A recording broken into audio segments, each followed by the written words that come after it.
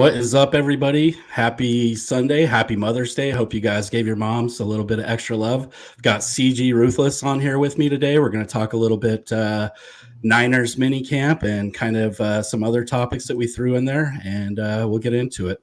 So the first thing that we're going to jump into and kind of talk about is who stood out at rookie minicamp.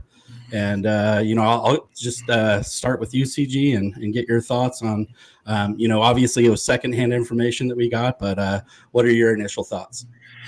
Yeah, we got a lot of secondhand info, but I guess there has been a lot of this hype with Isaac Garendo. Like, he's caught every pass except one. Looks explosive, looks good as advertising for what I'm looking at. So I know people want to throw in those other big names, but I think Garendo is somebody we have to keep an eye on.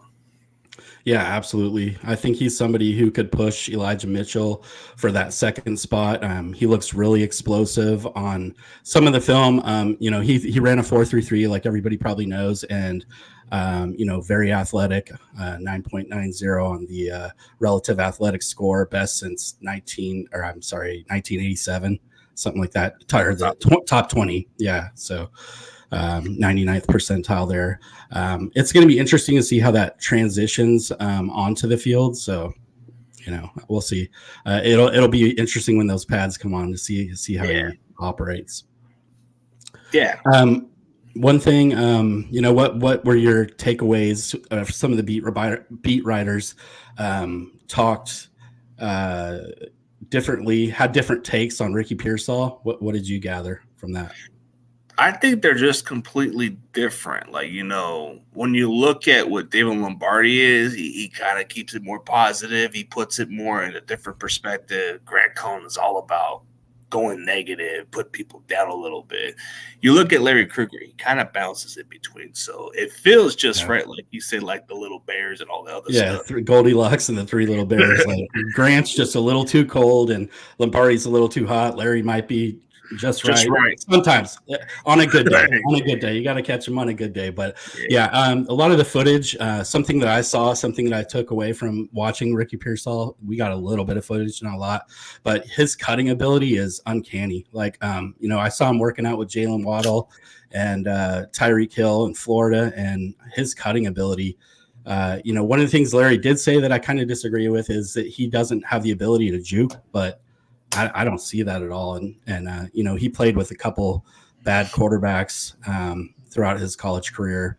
I think the kid could separate. I think he gets in space, similar to like Kelsey. I think he can find the zones, the soft spots, and sit down and give Purdy a nice target. So I'm excited to see how he looks against press coverage, NFL press coverage. Like, how does he look against Lenore, right? Somebody who's a little bit more seasoned now. How does he look against Charvarius Ward? Those are going to be good tests for him in camp. Oh, yeah. It's going to be a true test because these cornerbacks that we had last year, they're no slouch. So what we saw from Pearsall is he can run some good routes. People were kind of thinking this was a bit of a reach. I'm guilty of myself for saying it because I wasn't sure about this pick. But what you just said, he can run the routes, run in between the middle and catch the ball, makes tough catches. If you look at the quarterback plays at Florida, that quarterback, he had to pretty much be the guy that make the plays on his own at times. So, well, you had Anthony Richardson, the Colts quarterback who got injured last year. He had him for a season, but he only threw for 2,500 yards. They weren't really a passing team. And Ricky, his stats were down. But, last year he had bad quarterback play and he had almost 1,000 yards. So, bad quarterback play. But I guess if you look at it that way, imagine with Brock Purdy at quarterback, I think you might see some good chemistry with him. So maybe the fact that they picked him was a safe pick because of the chemistry. There's some vibe right there because they. Yeah. And I know that Purdy texted him right away when he got drafted. So already building the camaraderie. Yeah, exactly. So I think these guys are already going to, be looking to, build chemistry right away. AZ Click. They call themselves the AZ Click now all of a sudden. Yeah. So, I think that they stood out. There's some linemen that seem to have stood out. It's really hard to stand out when you don't have the pads on as a lineman, but their movement was something that Lombardi pointed to. He said that, they were all moving really fast, really well. They all had really good athletic scores. Kingston looked good, and Pooney looked.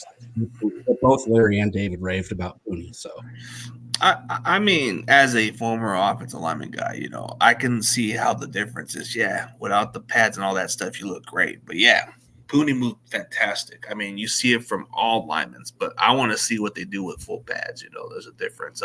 Yeah, I can't wait till the pads come on. It's going to be a game changer. We're going to see the cream of the crop rise, and whoever doesn't, adios. Yeah, adios. The cream of the crop. Ooh, yeah. future real estate agent. Yeah, future real estate agent. So, Renardo Green, thoughts on him so far? The name, I heard he's good as advertising, man. Like sticky in coverage. The only thing that's positive was there wasn't a referee, so that's a good sign, right? I mean, hopefully he doesn't get flagged for that, But I've heard good raves about him. Do you wonder about if they're going to try to like start implementing that old Pete Carroll thing where like hold every single play, and they're not going to call it because it looks like you're supposed to be doing that if you're doing it every play, or like the Chiefs offensive line, like hold every play, because if you're holding every play, they can't throw a flag every play. And maybe that is the mindset, and maybe that's why they like his aggressiveness. I don't know. Maybe. I mean, and Lenore's kind of got that same mentality. Oh yeah. But okay, like in college, he's held his own in college the last 2 years. So even though he's only had one single interception his entire career, he was probably the least target cornerback at times. So he has a good reputation, but I don't know. Like you said, it's coachable, but the techniques and everything he does, I love it, bro. Like just the sticky in coverage, but just he's got to look towards the ball. Look towards the ball. That's all I'm asking for, because then they can't call it. On Thursday, when they were doing the pressers, I love this kid's mentality. He's just like you can tell he's going to be a dog already. He's going to be out there scrappy, probably getting a couple camp fights. Maybe he just seems like that type of dude, kind of right? Guy, yeah. And I think that Malik Mustafa, Larry said had probably the best day out of whatever hour practice they had or whatever. So. I mean, there's nothing to deny about that. Like, this kid is good as advertising from what I'm looking at. Like, the guy doesn't miss tackles. The guy, like, from what I'm looking at, this guy has a body build as a linebacker. Yeah. We're talking about a guy and they were impressed with his speed. Both guys said his speed was impressive because of how big he is. Oh, yeah, he runs quicker than those two safeties we got. So I wouldn't be surprised about him. He can hit and runs at least a sub 4.5, but I think he was tested at 4.54. But I think he last had a pro day and it was 4.47 or some shit like that. And he's also got that leadership quality. He was a captain at Wake Forest, so he's got that element to him. And I think that will show early on. He's gonna, he'll stand in line, but he'll emerge when he needs to. Kind of that quiet leader. Yeah, that's the kind of characters you want on your team. Somebody that can be a leader by example and actually. Yeah, I think Fred Warner was like that his first couple years. He kind of stood back behind Quan Alexander, and Quan kind of took on that leadership role for the linebackers, but Fred was quietly making his presence felt, and I think I could see that with Malik doing that also. Yeah, I think Malik's going to pick up the knowledge from Fred Warner, but I think you're going to see him try to pick up his pointers with Hufanga and those other guys, so. Yeah, definitely. We got Daniel Berry Sports Highlights. Yo, what's up? He's a mix of them. I think this guy, like, if he doesn't come on your show, that means something ain't right, bro. This guy's always around everybody's show nowadays. This guy, I mean, he's awesome. A good guy. He's a good dude. I think he's a Rams fan or something like that. All right, I'm going to jump into the divisional rookie mini camps. I didn't get a chance to look into it too much. It seemed like our social media, the Niners have better reporting on players. So some of it was pretty scarce. Like the Rams, I found, I couldn't really find too much footage of their mini camp. But the Seahawks had some stuff. You and I, before this, kind of looked at Byron Murphy, the defensive tackle out of Texas. And, some of their we'll just start with Seattle. I'll go ahead and bring up their Byron bring up Murphy. their. Yeah. So it looks like they have him kind of in there as a starter right here at right defensive end. And yeah, I mean, he's going to probably be a day one guy, and he'll be going up against, a pretty decent offensive line in San Francisco. The Rams have a decent offensive line, and the Cardinals are They're trying all to right, fix I it. think. Yeah, they're trying to fix it, but they're not there yet. So, what do you think of their two guys that they have listed starting here, Christian Haynes and Byron Murphy? I think Christian Haynes is what fixes their protection a little bit better. They've been having issues with the interior line for quite a while, even under Pete Carroll. So it's like you look at Byron Murphy, they needed somebody to stop the run. So what you saw from Byron Murphy in college is he's a good run stopper and he's a solid pass rusher. So there's potential. There's a reason why he's even in the top of the draft pick. If you were talking between the best D tackles in the draft, he was just in between him and Johnny Newton. I had Johnny Newton a little bit higher, but Byron Murphy was on my number 2 list. But yeah, I think Byron Murphy's gonna make a strong impact for the Seahawks. Yeah, definitely. And I think that, Christian Haynes I had him on one of my videos as sort of a sleeper pick, and I think they got him in the third round. Yeah. So I think he's a really good guard. I hate to give the competition credit, but you kind of got to. It'll be interesting to see how I had the a second round grade on the guy. I had a second round grade. He would have been good. Yeah. And then so we'll jump into the Rams. The Rams look like they have Fisk and Jared Verse being added to that defensive line, which featured Kobe Turner. He was a finalist for defensive player or defensive rookie of the year last year. The guy from the Texans won it, was named Will Anderson, something like that. But yeah, it looks like their whole team, it looks like, has got a lot of backup rookies. So they're very young. But what are your thoughts about Fisk and Verse? It's all about the continuity, the way they brought in those two guys. I mean, Verse is somebody they needed at the opposite of Byron Young, because Byron Young's the other outside rusher. And Fisk is going to replace what you saw from Aaron Donald, but I think Kobe Turner is actually the ideal replacement, if I'm being honest. But I think having Fisk makes it even. I think it's going to make this unit even better on defense. But are they going to go back to the form like they used to be? I wouldn't go too far off. Who knows? But I'm not really completely sold on how this defense is going to be right now. I think their offense is going to be the more explosive, if I'm being honest. But I think defensively, they're in the right direction with the talent they're bringing. Yeah. And like I said, they're just a really young team. They're up and coming, but their quarterback's old, so we'll see how all that pans out. The Niners' offensive line is gonna, probably have the edge there, just because these guys are gonna have to. It takes a while for defensive line to kind of like progress, unless you're like a blue chip type of guy that's just going to come in and wreck day one, like Nick Bosa. But there's not a whole lot. I don't think either one of these guys is Nick Bosa. So.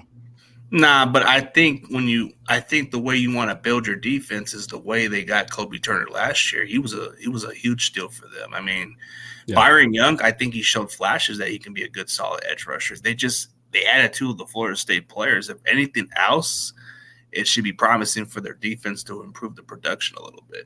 Yeah. That being said, the Niners just own the Rams anyway. We always own the Rams. We always own them. I gotta admit, they are trying hard to compete. I'll give them that. Yeah, and Sean McVay's a good coach. I mean, he does have a ring. Shanahan doesn't yet. Shanahan need to get a ring, man. You need to get a ring. Stress on yet. We got what's up, CG and Drew Seahawks Eddie. How you doing, man? Seahawks Eddie's a good friend of the show. He's a good dude. So hopping over to Arizona, obviously Darius Robinson and Marvin Harrison will be day one starters. I think that Marvin Harrison is borderline the best receiver. I like Neighbors a little bit more, but they don't have a whole lot of help there. If you look at their depth chart right there, like Harrison, double him up. Who else do they have? Like Dortch is okay, but like Zay Jones, I mean, they don't have. Who do they have? I think Zay's going to have to be the guy to step in because he's shown that he can be a number 2 or 3. Yeah. I mean, all you got to do is double this rookie up, and he's going to have a tough season, I mean, that's the thing about the Arizona Cardinals. It's pretty tricky because, yeah, it's a young team. They got this coach from last year from the Eagles. I mean, you're hoping that it's promising, but that's going to take time. So I'm not trying to be a hater with the Cardinals, but it's going to take a little bit of time for this team to turn around quickly. So Yeah, and then Kyler's hurt all the time. So I mean, we don't know what Kyler could be. We don't know if that's his ceiling. We don't know, but Marvin Harrison was a no-brainer choice. Like I said, like you said, I think Malik Neighbors is hands down the best receiver in my opinion. But Harrison makes a lot of sense because they want that ideal number one receiver. And I thought that the Cardinals with their second pick instead Darius Robinson. I know you're high on him, but instead of Robinson, I thought Jonathan Gannon should fix the offensive line. Oh right? Because Murray's hurt every year, and I was like, it's a disjustice if they ignore the offensive line. And what do they do? They did. They ignore the offensive line. So, all right. I mean, the Darius Robinson pick caught me off guard a little bit. So I was kind of like praying, I was like saying, well, can Robinson at least get to us? At least, I mean, I didn't think he was actually going to get picked before us. I didn't think that way. Yeah. I wasn't as high on Robinson as you were. To me, and this I'm probably wrong, but he reminded me a lot of Solomon Thomas. Kind of same build, same movement, kind of a little bit more stiff. And I was just like, I don't know. I'm glad. I'm happy with our picks. But it's water under the bridge now. I just thought his versatility was good. I thought he would be a great fit on this defense, but I think for the Cardinals, I think they got themselves a hell of a player on defense to build on. But for us, we hope he sucks. We just hope he sucks. But I think talent-wise, bro, he's not surrounded by the most talented defense, so that's a bad thing for him. He has to be the star of that defense. Yeah. And then kind of rounding it out, Our Lads is who I'm using here. They provide really good depth charts, keep it up to date like every week throughout the season. So it keeps it fresh and everything like that. They have Ricky Pearsall in the slot, Pooney starting at right guard, and Renardo Green playing right corner. So out of all our draft picks, they got 3 starters projected. Granted, this isn't the be all end all. We do have to go through training camp and preseason games, but as of right now, they're putting those guys as starters. What do you think? I think Pearsall at slot. I think it would only make sense, but I think if Jennings comes back, which I think he's going to sign his tender, so I think they're going to slowly try to push in Pearsall to be the starter at some point. I think late in the season you're going to see that. Like you said, maybe a 4 wide receiver set is what they're going to do. Defensively, I think Renardo Green would be the ideal opposite cornerback. But like you said, don't sleep on Isaac Yiadom. I think he might be the guy to start. But I think Renardo Green would be the obvious sleeper. Like if anybody was talking about who would be the starter for the Niners as a rookie, I think Renardo Green has that ceiling to be a starter. Yeah. Yeah, and he definitely has the mindset and swagger and everything like that. Something about Florida State defensive backs, they're always dogs. Yeah. And then Dominic Pooney. Yeah, I saw somebody real quick. I saw somebody in a comment on another content creator's channel, and they said Pooney, and then they put dash, and they put sure, like Punisher. So I thought that was pretty funny. That maybe that'll turn into his nickname, Punisher, or Punisher, or Big Poon. Yeah. So what are your initial thoughts on him? Obviously, the pads got to come on for us to really analyze what he's doing. But so far, what are your thoughts? As an offensive line kind of guy, I like his traits. He's got that aggressive approach. He's got that mean streak, something that we've kind of been lacking a little bit on some parts of our right side of the offensive line. I think worst case scenario, he would have to be Banks' backup and become our starter down the road.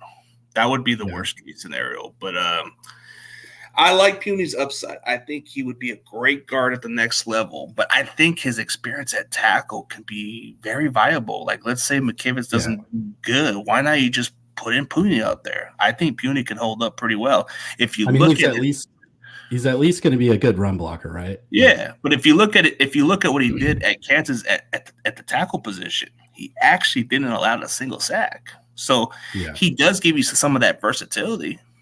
Right. Yeah. No, I love his versatility. I think that he is Probably going to be the primary backup for each spot. So yeah, pumped up about that.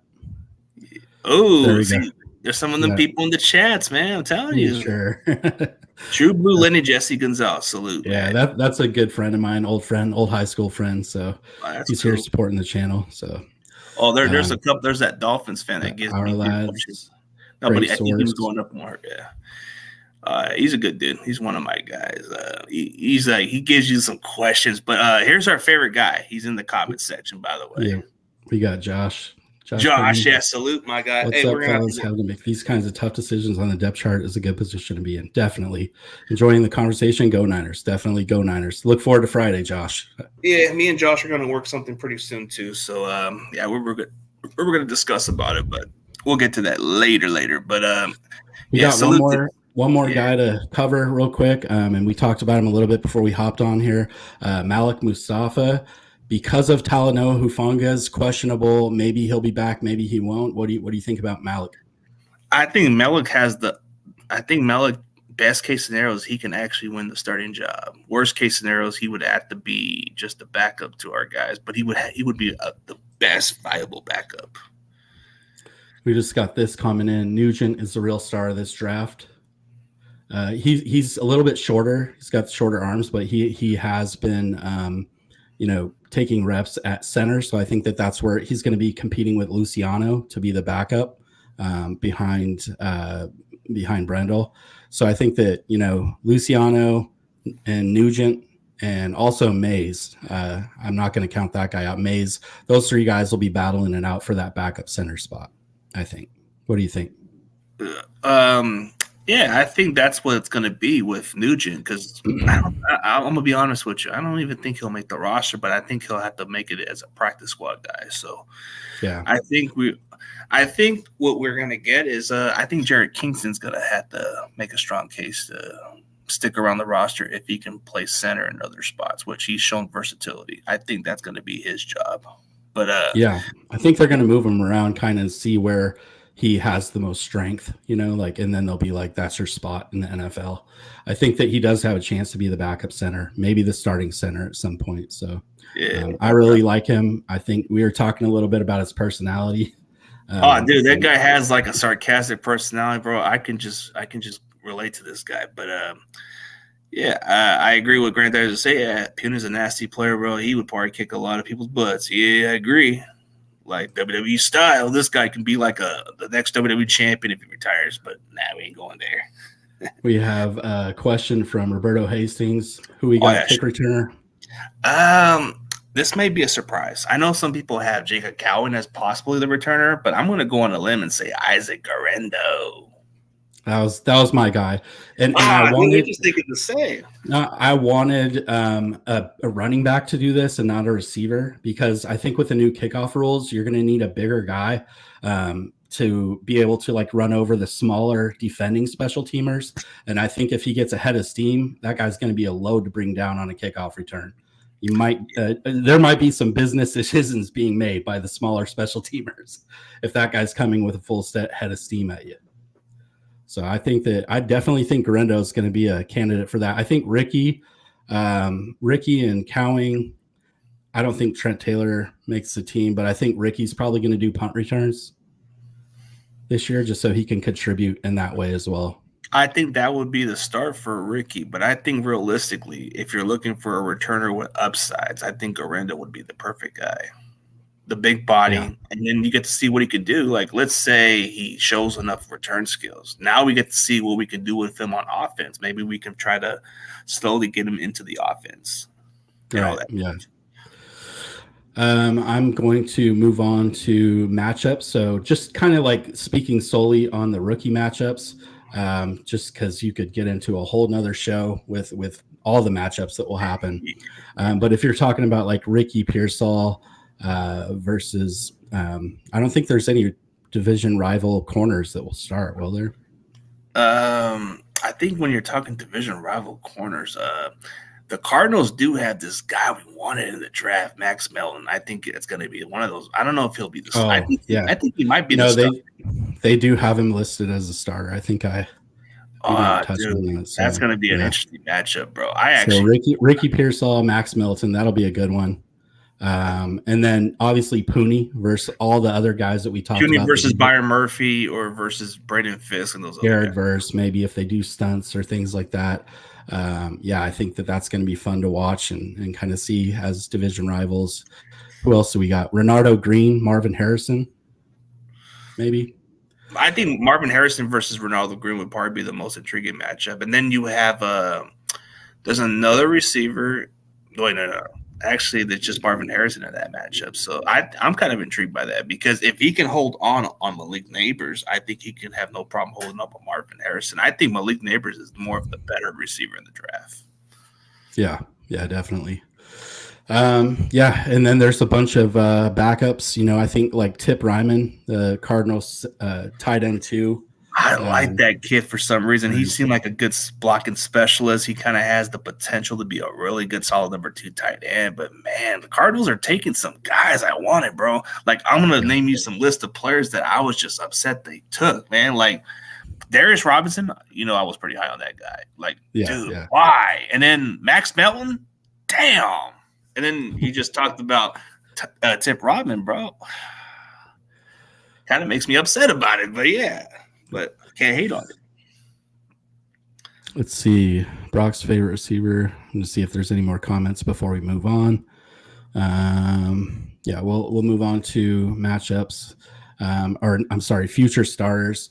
And then, obviously we kind of went through that really quick. Obviously for the Cardinals, Max Melton, Darius Robinson, and Marvin Harrison Jr. And then we have Byron Murphy and Christian Haynes for the Seahawks, 2 rookies there. Then looks like we missed this one, but the Rams got a kicker, Joshua Carty. Yeah, they got him from Stanford, I believe. Yeah. And then Jared Verse, Braden Fisk. So those are kind of like their 2 primary rookie starters. Those are the guys who are going to have to step in and play right away. Yeah, I think they're going to be good contributors. Good question by Grant Dizer. He's going to ask you this question if you want to answer. All right. Yeah. Which 2024 49ers draft pick was my favorite? Which was my least favorite? Which prospect that the Niners didn't draft that you really wanted that the Niners should have taken? Okay, so we'll start with the first, and then you can answer this too if you want, CJ. Okay. I'm sorry, CG. So my favorite pick of this draft, I think, is probably, it's Ricky. I really love the Ricky pick. I didn't at first, like everybody else. I was like, what the hell is this? I have people who could vouch for me for that. I was like, who is this guy? Like, I didn't really know him. I knew him, but I didn't really know him. Watched some SEC games, and, he kind of flashed on the screen here and there, missed the game where he made that amazing catch. But yeah, no revelation there. No big revelation there. Least favorite. I don't really have one, but if you're forcing me to pick one, maybe the Bethune one was a little bit weird to me just because D Winters and Jalen Graham will be back healthy, fighting for that spot. So that one, maybe we could have went a different direction, but I don't hate the pick. I like his film. He plays fast, but if I had to pick a least favorite, probably him. Cowing, a little bit smaller, but I love his speed. I love what he could bring. I love that chess piece on Kyle Shanahan's, offensive chessboard, metaphorical chessboard. So I really like that pick too. I can't really say like that I have a least favorite. If I had to pick one, it's him. And then which prospect did the Niners not draft that I wish we would have? I'm going to steal yours, CG, because I think you're going to say the same thing as me. Probably Cooper DeJean. Like if we didn't get Ricky Pearsall, probably Cooper DeJean. I really like his versatility. I think he's like the offensive version of Cooper Kupp. The defensive version of Cooper Kupp. He can move him all over the place, and he's a threat. He could have filled that star position that Brandon Staley's bringing this year. So that's my take. If you want to go ahead and take a stab at it too, go for it. Okay. So my least favorite, if you saw that video reaction, Ricky Pearsall, it's just I got to see more of it. I'm not hating on the pick. I just think if you're talking least favorite pick, I would have to say Ricky Pearsall because I got to see what he can do. So I can still put it on that list for now. My favorite one, my favorite pick, Favorite pick as far as like I can definitely put two least favorites, but I just don't want to put it like, okay, so Ricky Pearson was too much of a reach for me. Isaac Guerrero was just, we didn't need a running back, but I'm starting to like this pick, so that's why I'm putting those two in two different categories, but my favorite pick was the Malik Mustafa, the guy, just great value, great value pick, a guy who can hit, the guy doesn't miss tackles, so that's like my favorite pick in the draft is the Malik Mustafa. Ronaldo Green is like the honorable mention because I like his talent. I like his sticky coverage, but the rest of them, I don't got no problem with the rest of the picks. They seem pretty good. The one player, this is going to be a surprise for you. Since you already took my Cooper DeJean, I got another one that I was pretty upset that we didn't get. I'm going to say this pick was by the Raiders, and they took this guy. I was pounding the table for Jackson. Was it Jackson JPJ. Johnson Powers? Jackson Powers Johnson. Yeah. I was pushing for that guy, man. He's definitely going to be an elite center in the NFL. He's going to be good for the Raiders. So. I hate to say it, but yeah, man. I wanted that center from Oregon or Zach Frazier, one of the two, but I wanted one of those two. But I got to say Jackson Power Johnson was the guy I really liked. But you took my Cooper DeJean, so I can't really say it. So, but yeah, it's all good. Future starters. Okay, so future starters for us, right? I think we're kind of wrapping that up. We can open it up for a Q&A if you want. I mean, there's some people in there in the chat that that was a great question, by the way. Thanks for asking that. I was happy to answer. It was a tough question, but it was a good one. So we can open it up for you guys if you want to. Just questions. Don't mind Jim Everett. He's a troll. He's an okay Rams fan. You just kind of like gotta get that. Don't you mean Chris Everett? Old Jim Rowe, Chris Everett. Where he's like pissed off about it. I think that was that old interview, right? So, all right. Doesn't look like we have anybody. If you guys want to ask questions, feel free. If nobody has any questions. Yeah, I mean, I'm pretty sure Kenny's got some questions. I mean, Kenny's the kind of guy that likes it. Yeah. But Grandizer, you're not gonna run out of questions with this guy. This guy's gonna be like you're gonna have to write down all the questions down and say, "Oh man, this is here's one." Here we go. How do you feel about the 49ers trading Samuel and moving Jennings up to his spot? You want to go ahead and take this one first? I don't think we're gonna trade Samuel. I think next year he's good as gone because his contract's avoidable. But Jennings, I can possibly see it but I don't think no team's gonna give up a certain draft pick for him. I mean, I think Jennings and them they're safe for this season, but next year they're gone. Yeah, that's exactly what I was gonna say. I think the Niners are running it back. They're not trading anybody. Everybody that's on the roster as a starter now is everybody that you'll see as a starter week 1. Barring any injuries. I think the Niners are running it back. They're going to run it back with some oomph, some gusto. They're gonna be coming for that trophy this year for sure. So I think they need Debo. Yeah, they need Debo. They need Debo's energy. Debo will be turning 30, I believe, next season. So he's kind of used a little bit more as a running back. So I think that's sort of the expiration date for Debo next year, and the Niners will probably move on from there. So that's what I think. And I think Debo's a Niner this year. Yeah, well, there is another grandiose question. Like I'm telling you, you're not going to be running out of questions with this guy. No, there was another one right there, but I'll go back up. Okay, did I miss one? Okay, we'll go this one, and then I'll star this one so we can go back up to it. Kenny, what happens if Trent goes down? Man, that offensive line is going to be a little bit of a mess, man. I don't know. We haven't found that other capable backup like Jalen Moore. I don't know. That man can't hold up the job, man. We got to keep Trent healthy, or this is going to be a disaster. I mean. Yeah, Trent goes down. That's the season. I mean, that's kind of what I say. We would be in big trouble. You'd a lot more screen passes, quick passes. If Trent goes down, get the ball out in 2 seconds. No 5-step. No, there's no time for Purdy. He has to get the ball out quick, very quick, or he's going to be, or probably we're going to lose Purdy too if that blind side is. Unless Puny can step in and play tackle, which I think he might. But even that's the worst case scenario, man. One thing about Jalen Moore, though, and I think that Trent Williams has said this. Trent was very high on him coming out and before he got injured his rookie year. I think that maybe there's a chance that he gets better this year, and he provides depth at that swing tackle position. He did play a little bit last year, didn't he? I think he played a couple games when Trent was out. Yeah, he played a couple games, but if you want to look at the difference of him playing out there, the running game wasn't that good. Like, his pass blocking was decent. Like, I don't got a problem with Jalen Moore as a pass blocker, but when you saw the running game, it was like a brick wall. Yeah. So this was the question I think you were talking about, right? Yeah. Can you give us one 49ers undrafted free agent that you really think will make the team? Same goes with any 49ers minicamp invitees.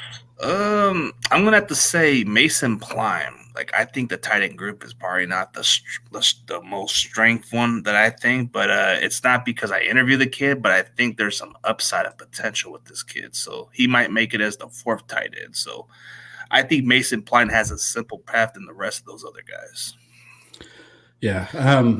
For me, I think it's either Cody Schrader, and I love the thought of Tariq Owens, but I think he's a long shot to make the 53.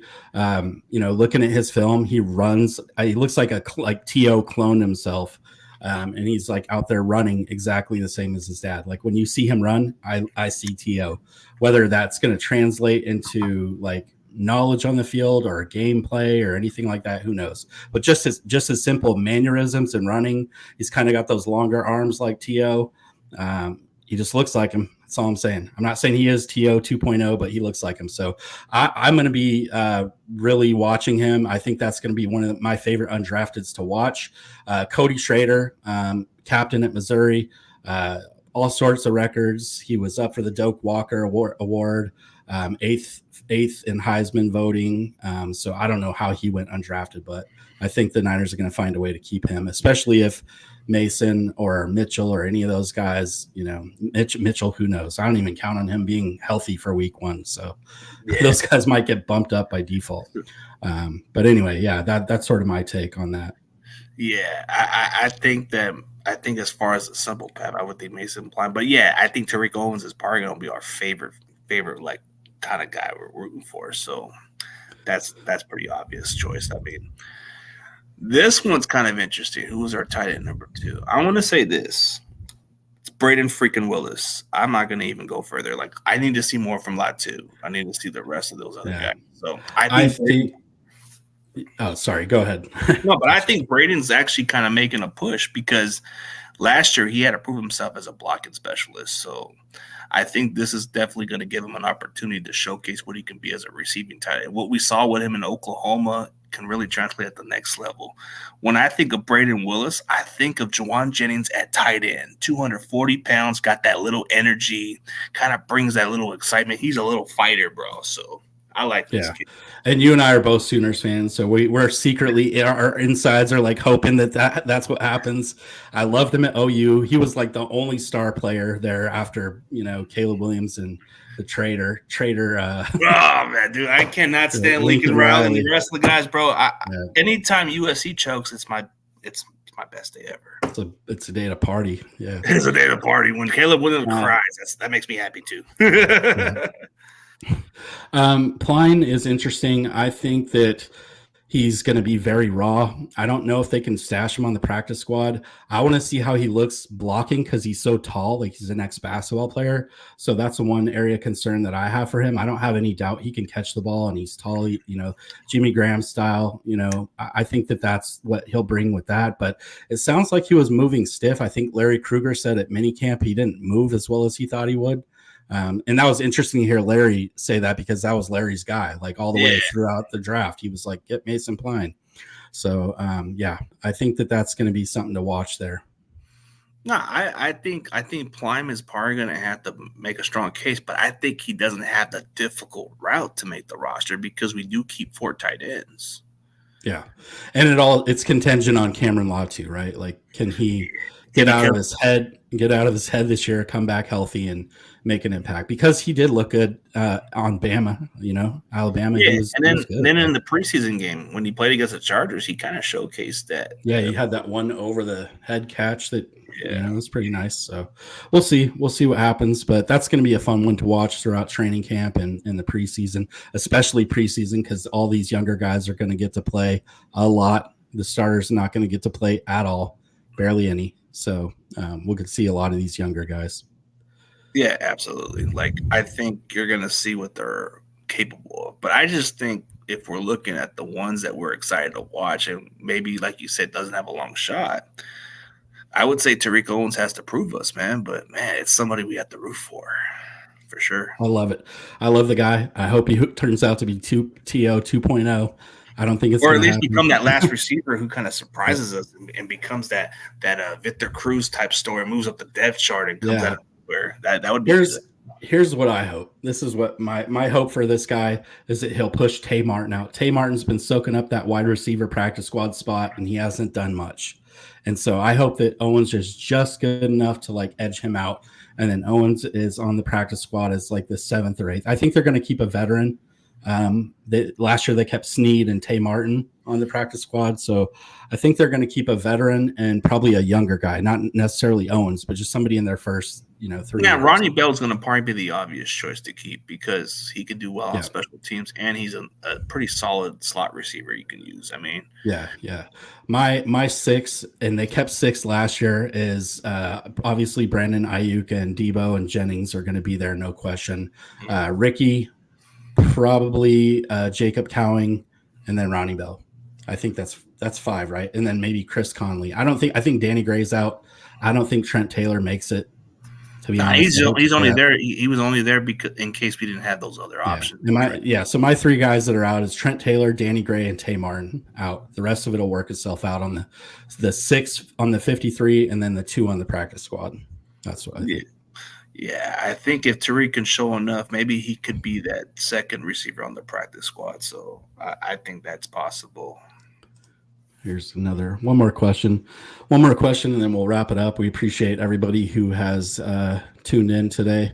Thank you guys for giving us all these awesome questions. This question says, should we restructure Debo and keep him as a big running back and gadget guy, even with Ayuk on the roster, are too expensive? The problem is I don't think we can restructure that contract because that contract is guaranteed. Next year, we don't have to worry about this contract situation. Yeah. It's avoidable. If we were to restructure his contract, it would have to be based by his performance, but I don't think we can restructure it right now. Yeah, we can't. But we have an out next year. I think 2025 is the year. If Debo leaves, 2025 is the year that you'll see him exit. So, yeah, I mean, that's it. I appreciate everybody here. Appreciate you, CG, for coming on my channel. And obviously you were broadcasting on your channel as well. So, it was really good. Yeah. For everybody else, man, go subscribe to Drew's channel, 49er Sports Talk, man. Go check him out. He's up and coming. He's got some good content. Me and him are going to work on some projects in the coming weeks, maybe twice out of the month or maybe a little bit more. But, hey, this guy's grinding. Go give him a sub, man. Yeah. Appreciate you guys. Thank you.